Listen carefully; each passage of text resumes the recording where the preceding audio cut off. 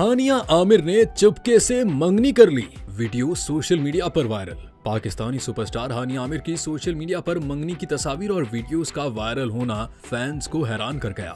Film जानान से अदाकारी की दुनिया में कदम रखने वाली हानिया आमिर की क्यूटनेस और शानदार अदाकारी का कौन फैन नहीं। और ये सूरत हाल सिर्फ पाकिस्तान में ही नहीं बल्कि भारत में भी है। सोशल मीडिया पर जहां इस वक्त एक मर्तबा फिर हानिया आमिर और आसिम अजहर के पैचअप की खबरें जेर गर्दिश हैं, वहीं उनकी बात पक्की की वीडियो को देखकर फैंस अचानक चौंक उठे। वायरल वीडियो में हानिया आमिर हल्के गुलाबी और क्रीमी प्रिंटेड जोड़े में मलबूस नजर आईं। उन्होंने हाथों में गजरे पहन रखे थे, जबकि गुलदस्ते मौसूल करते हुए वो मुस्कुराती नजर आईं।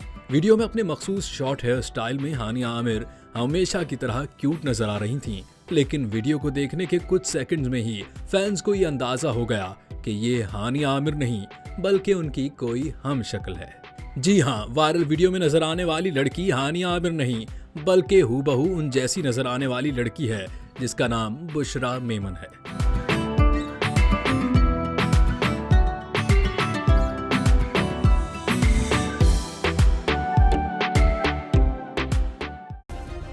सब्सक्राइब करें और बेल दबाएं ताकि कोई खबर रह न जाए।